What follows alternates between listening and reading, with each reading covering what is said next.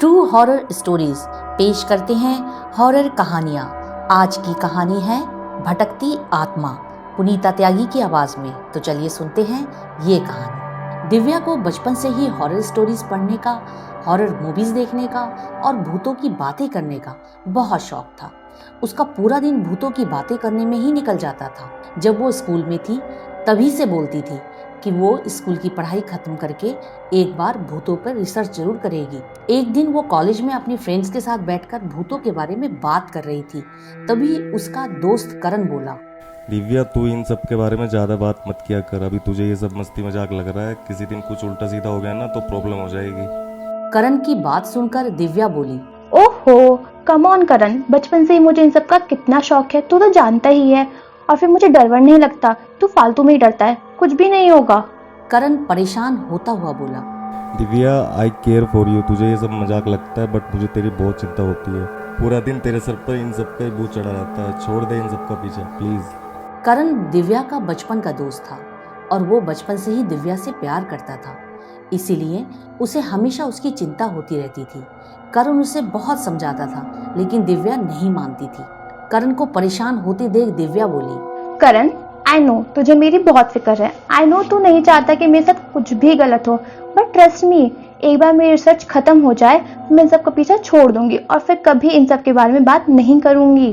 Promise? हाँ बाबा promise. बातें करते करते वो दोनों घर चले गए। उसी शाम जब दिव्या अपने घर पहुंची तो उसे पता चला कि उसके पड़ोस में रहने वाला एक 20 साल के लड़के हरमन ने सुसाइड कर लिया है। दिव्या खुद से बात करते हुए बोली, क्या हो गया है ये आजकल के बच्चों को, थोड़ी सी प्रॉब्लम होती नहीं है कि ये गिव अप कर देते हैं। सुसाइड कोई सॉल्यूशन थोड़ी ना है, ऐसा करने से खुद तो वो चले जाते हैं और उनकी फैमिली को कितना परेशान होना पड़ता है। रोज की तरह ही खाना खाते खाते वो हॉरर मूवी देख रही थी।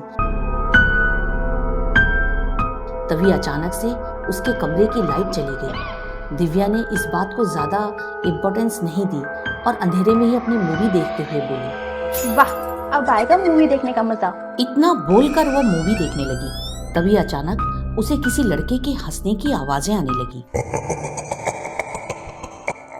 उसे लगा शायद घर के बाहर लोग होंगे जो हंस रहे होंगे। वो हंसी की आवाजें बढ़ती चली गई। अब दिव्या को थोड़ा डर लगने लगा था। वो उठी, अपने फोन की फ्लैशलाइट ऑन करी और अपनी बालकनी में गई। उसने आसपास देखा तो उसे कोई दिखाई नहीं दिया। वो बोली, शायद मैं कुछ ज्यादा ही सोच रही हूँ, कोई है ही नहीं यहाँ। इतना बोलकर वो जैसे ही मुड़ी उसे पीछे से आवाज सुनाई दी, दीदी दीदी दीदी दीदी। उसने जैसे ही मुड़कर देखा तो वहां कोई नहीं था। अब उसे डर लगने लगा था। वो जल्दी से अपने कमरे में आई और करण को कॉल करने लगी। हेलो। हाय हेलो छोड़, तू मेरी बात सुन। करण परेशान होता हुआ बोला, तू ठीक है ना? कुछ प्रॉब्लम तो नहीं हुई है? मैं अभी आता हूँ तेरे घर। दिव्या उसे रोकते हुए बोली, अरे रुक, पूरी बात तो सुन लिया कर, पहले ही परेशान होने लगता है। मैं तुझे इसलिए कॉल किया था क्योंकि मुझे बहुत वियर्ड सा फील हो रहा था, अजीब अजीब सी आवाजें आ रही थी। करण गुस्से में बोला, देखा, मना किया था ना मैंने, बोला था ना मत देखा कर दिए ज़्यादा हॉरर मूवीज, छोड़ दे इन सब का पीछा। पर नहीं, मैं तो पागल हूँ, मेरी बात तो सुननी नहीं होती तुझे। दिव्या बोली, अरे बाबा रिलैक्स, कुछ नहीं हुआ है, मैं तो बस तुझे बता रही थी, तू तो गुस्सा ही करने लगा। और ये सब ना तेरी ही वजह से हुआ है, तूने जो मुझे कॉलेज में बोला था ना, मैं वही सोच रही थी। करण बोला, अच्छा ठीक है, अब सो जा, बहुत रात हो गई है। एंड फॉर गॉड सेक ये सब बंद कर दे। यू नो ना मुझे कितनी टेंशन होती है तेरी। तुझे कुछ हो गया तो पता नहीं क्या होगा। करण से बात करने के बाद दिव्या सो गई। अगली सुबह करण कॉलेज के लिए दिव्या को लेने आया। रोज दिव्या करण को अपने घर के बाहर ही मिलती थी, लेकिन आज वो वहाँ नहीं थी। करण ने अपनी बाइक का हॉर्न बजाया, फिर भी वो नहीं आई तो वो घर के अंदर आया। अंदर जाकर उसने दिव्या की मम्मी से पूछा, आंटी नमस्ते। आंटी दिव्या कहाँ है? अभी तक नहीं आई? आज तक कभी लेट नहीं हुई वो, आज कैसे लेट हो गई? दिव्या की मम्मी थोड़ा परेशान होते हुए बोली, बेटा मैं सुबह से कितनी बार उठा चुकी हूँ, वो उठ ही नहीं रही है, कुछ बोल भी नहीं रही है, तू ही जाकर उठा उसे। करण दिव्या के कमरे में गया तो उसने वहाँ जो देखा उसे देखकर वो हैरान हो गया। दिव्या लड़कों की तरह वर्कआउट कर रही थी। करण बोला, वाह दिव्या, मैं कब से बाहर हॉर्न बजा रहा हूँ, तो यहाँ वर्कआउट में बिजी है। और क्या हाल बनाया हुआ है, ऐसा लग रहा है जैसे किसी लड़के का रूम है ये। करण की बात खत्म भी नहीं हुई थी तभी दिव्या बोली। और भैया कैसे हो? करण एकदम से डर गया क्योंकि दिव्या उसी हरमन की तरह बोली जिसने कल ही सुसाइड किया था। करण थोड़ा घबराते हुए बोला, दिव्या ये क्या मजाक है, तुझे पता है मुझे इन सबसे बहुत डर लगता है, फिर क्यों कर रही है ऐसा? बंद करिए सब और चल कॉलेज, ऑलरेडी बहुत लेट हो गया है। दिव्या बोली। भैया दीदी तो आज कहीं नहीं जाएंगी, मैं उन्हें कहीं जाने ही नहीं दूंगा। आप आज अकेले ही कॉलेज जाओ।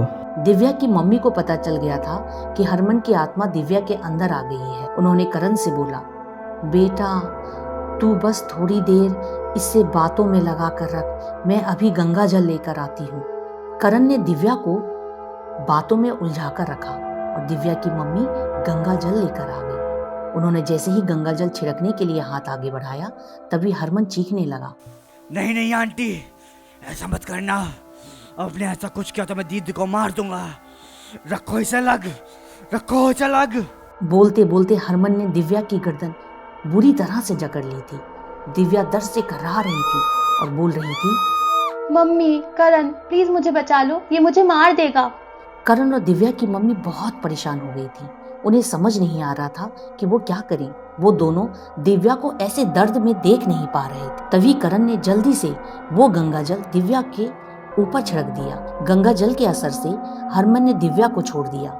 उस दिन तो हरमन ने दिव्या को छोड़ दिया, लेकिन अगले दिन ही वो दिव्या को बहुत परेशान करने लगा। दिव्या कभी भी कोई भी सामान इधर से उधर पटक देती थी, ना करण से ठीक से बात कर रही थी और ना ही अपनी मम्मी से।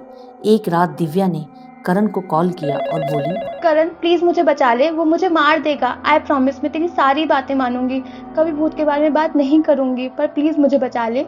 करण कुछ बोल पाता इससे पहले ही फोन कट गया। करण को अंदाजा था कि कुछ बहुत बुरा जरूर होने वाला है, इसलिए उसने पहले से ही तांत्रिक से बात करी हुई थी। वो जल्दी से उस तांत्रिक को लेकर दिव्या के घर पहुंचा, लेकिन दिव्या अपने रूम में नहीं थी।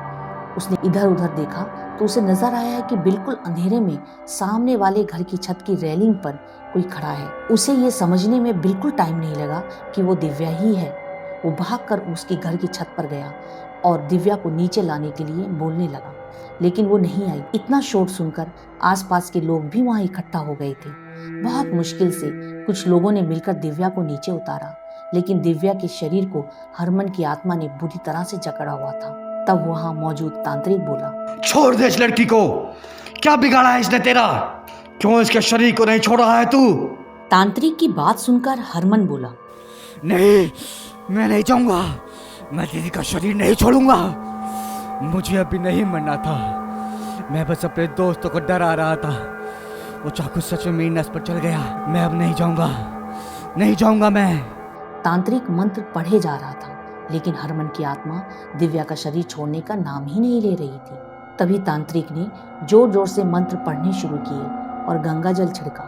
ओम ह्रीं क्लीं चामुंडाय विच्चे स्वाहा, ओम भट स्वाहा। चला जा यहाँ से। थोड़ी देर बाद तांत्रिक के मंत्रों का असर हुआ और हरमन की आत्मा ने दिव्या के शरीर को छोड़ दिया। तांत्रिक ने हरमन की आत्मा को मंत्र पढ़कर एक शीशी में बंद करके बहते पानी में बहा दिया। उस दिन के बाद दिव्या ने भूतों का पीछा छोड़ दिया। अब ना तो वो कोई हॉरर मूवी देखती थी और ना ही कोई हॉरर स्टोरी पढ़ती थी। दोस्तों, अगर कुछ अच्छी शक्तियाँ हमारे आसपास होती हैं तो बुरी शक्तियाँ भी जरूर होती हैं। हमें किसी भी बात को नज़रअंदाज नहीं करना चाहिए और किसी भी चीज़ को, किसी भी बात में इतना इन्वॉल्व नहीं होना चाहिए, क्योंकि अगर हम ऐसा करते हैं तो वो सब चीज़ें हम पर हावी हो जाती हैं।